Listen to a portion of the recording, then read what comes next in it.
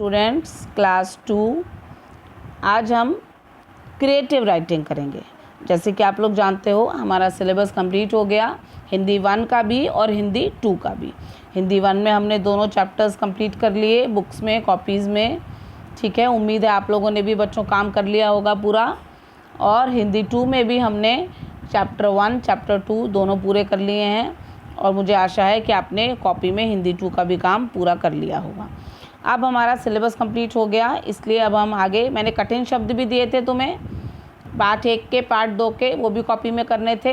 और अब हम आज क्रिएटिव राइटिंग करते हैं। आप क्रिएटिव राइटिंग घर में भी प्रैक्टिस करें। कोई भी एक टॉपिक लेकर उस पर आप 5 पंक्तियाँ 8 पंक्तियाँ जितनी भी आप लिख सकें आप लिखने की कोशिश करेंगे।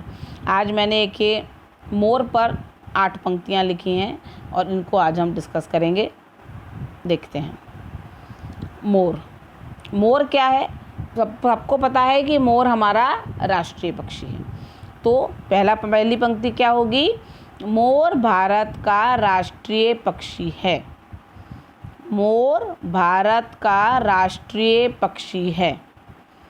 अब मोर कैसा होता है? मोर बहुत सुंदर होता है, नीले रंग का होता है और हरे रंग का होता है और उसके लंबे लंबे पंख होते हैं। और क्या होता है? और मोर के सिर पर एक ताज जैसा होता है, कलगी होती है ना, वो कलंगी, उसको हम ताज टाइप बोलते हैं। और मोर क्या करता है? जब बारिश होती है तो बारिश के मौसम में मोर नाचता है और मोर अपने पंख पूरे फैलाकर नाचता है और वो देखना भी बहुत सुंदर लगता है, अच्छा लगता है ना।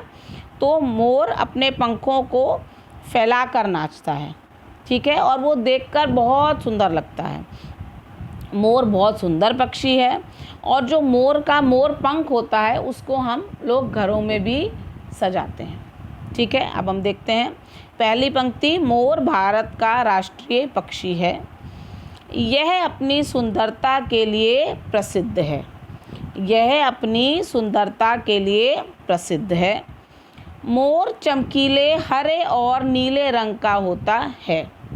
मोर चमकीले हरे और नीले रंग का होता है। उसके पंख भी लंबे होते हैं। उसके पंख भी लंबे होते हैं। मोर के सिर पर ताज जैसी कलंगी होती है। उसके सिर पर ताज जैसी कलंगी होती है। बरसात के मौसम में मोर अपने पंख फैलाकर नाचता है। बरसात के मौसम में मोर अपने पंख फैलाकर नाचता है। मोर पंखों से हम घर भी सजाते हैं। मोर पंखों से हम अपने घर भी सजाते हैं। मोर अति सुंदर पक्षी है। मोर अति सुंदर पक्षी है। ये बच्चों एक क्रिएटिव राइटिंग मैंने लिखी है, आप इसको कॉपी में कर लेंगे। और ऐसे कुछ टॉपिक्स आप अपनी मम्मी को बोलो, पापा को बोलो, आपको कोई भी एक टॉपिक दे देंगे, उस टॉपिक पर आप रफ कॉपी में क्रिएटिव राइटिंग लिखने की कोशिश करेंगे। कोई भी आसान से छोटे छोटे टॉपिक ले लो, पेड़ ले लो, मोर मैंने ले लिया, कोई भी जो आपको आसान लगे, कक्षा ले लो, स्कूल ले लो, उस पर आप 8 5 जितनी भी पंक्तियाँ आप लिख सको लिखने की कोशिश करेंगे। और इस जो क्रिएटिव राइटिंग मैंने आज करवाई है इसको कॉपी में नोट करेंगे। धन्यवाद।